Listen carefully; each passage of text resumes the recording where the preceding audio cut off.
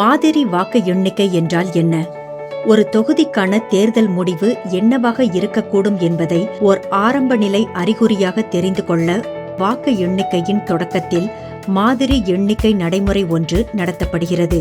வாக்கு எண்ணிக்கை நடைபெறுகின்ற போதும் எண்ணிக்கை நிறைவு பெற்று தேர்தல் முடிவுகள் அறிவிக்கப்படும் முன்பும் அதிகாரப்பூர்வமற்ற ஆதாரங்களிலிருந்து ஊகங்களையும் தவறான தகவல்களையும் தடுக்க இந்த நடைமுறை உதவுகிறது. தேர்தல் அதிகாரிகள் ஒரு தொகுதிக்கான தேர்தல் முடிவோடு மாதிரி வாக்கு எண்ணிக்கையை ஒப்பிட்டு பார்க்கவும் இந்த நடைமுறை உதவுகிறது.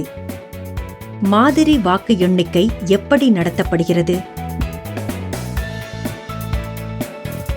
ஒவ்வொரு வாக்களிப்பு நிலையத்திலும் செலுத்தப்பட்ட வாக்குகளிலிருந்து வாக்கு எண்ணும் உதவியாளர் 100 வாக்குச்சீட்டுகள் கொண்ட ஒரு கட்டை வேட்பாளர்கள் மற்றும் வாக்கு எண்ணிக்கை கண்காணிகள் முன்னிலையில் எதேச்சையான முறையில் எடுப்பார்.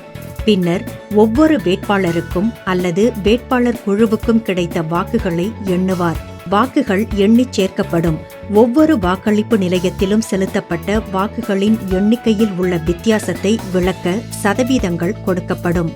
உதவி தலைமை தேர்தல் அதிகாரி ஒவ்வொரு வேட்பாளருக்கும் அல்லது வேட்பாளர் குழுவுக்கும் கிடைத்த வாக்குகளை ஒரு படிவத்தில் பதிவு செய்து அந்த வாக்களிப்பு நிலையத்திற்கான மாதிரி வாக்கு எண்ணிக்கையை அவ்விடத்தில் இருக்கும் வேட்பாளர்கள் மற்றும் வாக்கு எண்ணிக்கை கண்காணிகளுடன் பகிர்ந்து கொள்வார்.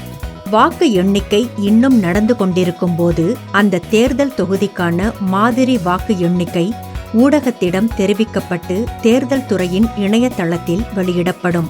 அந்த தேர்தல் தொகுதிக்கான மாதிரி வாக்கு எண்ணிக்கை ஒவ்வொரு வேட்பாளருக்கும் அல்லது வேட்பாளர் குழுவுக்கும் கிடைத்த செல்லுபடியான வாக்குகளில் ஒரு சதவீதமாக காட்டப்படும்.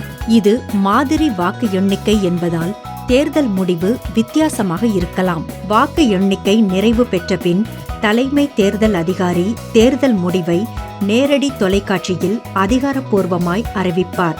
மேல் விவரங்களுக்கு அன்பு கூர்ந்து இந்த இணையதளத்தை காணுங்கள்.